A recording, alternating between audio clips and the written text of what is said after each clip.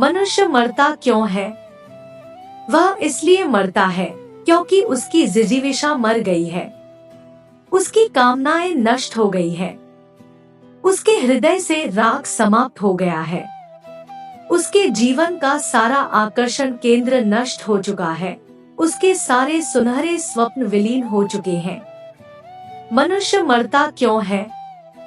वह इसलिए मरता है क्योंकि उसकी जिजीविषा मर गई है, उसकी कामनाएं नष्ट हो गई है, उसके हृदय से राग समाप्त हो गया है, उसके जीवन का सारा आकर्षण केंद्र नष्ट हो चुका है, उसके सारे सुनहरे स्वप्न विलीन हो चुके हैं।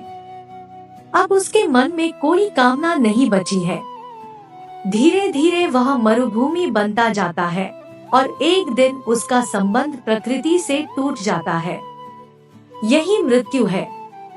इसलिए जीवन में राग और आकर्षण आवश्यक है। आपके जीवन में कोई न कोई ऐसा आकर्षण का केंद्र हो जो आपको निरंतर गतिमान रखे। जिस दिन आपके जीवन के सारे आशा केंद्र नष्ट हो जाएंगे, आप जी नहीं सकेंगे। इसीलिए प्रकृति से निरंतर संबंध बनाए रखना आवश्यक है। यह बात तो स्पष्ट है कि हमारे जीवन का सूत्र प्रकृति के हाथ में है। प्रकृति से अनवरत जीवन ऊर्जा प्रवाहित हो रही है। ऐसा प्राय देखा जाता है कि जो लोग जंगलों और पहाड़ों पर रहते हैं, वे अधिक स्वस्थ और दीर्घायु होते हैं। ऐसा इसलिए क्योंकि प्रकृति की स्वाभाविक ऊर्जा जीवनी शक्ति के रूप में उन्हें प्राप्त होती रहती है। कई लोग पूछते हैं कि आप वृक्षों के नीचे बैठकर ध्यान करने के लिए क्यों कहते हैं?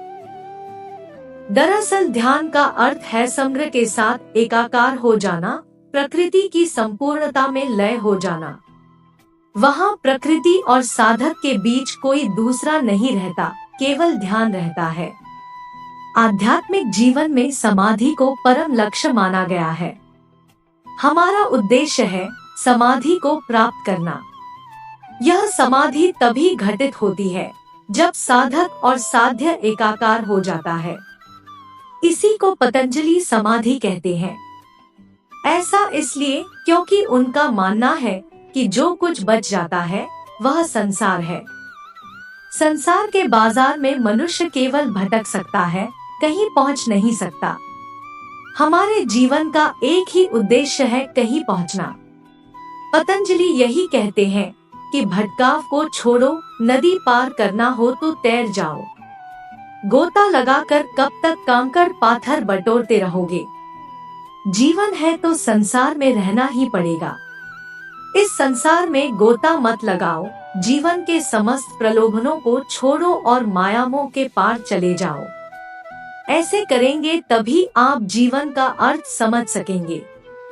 दोस्तों, इसी प्रकार की वीडियो देखने के लिए हमारे चैनल को सब्सक्राइब करें और वीडियो को लाइक करें और कमेंट में लिखकर बता दें कि आप वीडियो कहां से देख रहे हैं, जिससे कि हमें भी पता चल सके कि हमारी वीडियो कहां तक पहुंच रही है।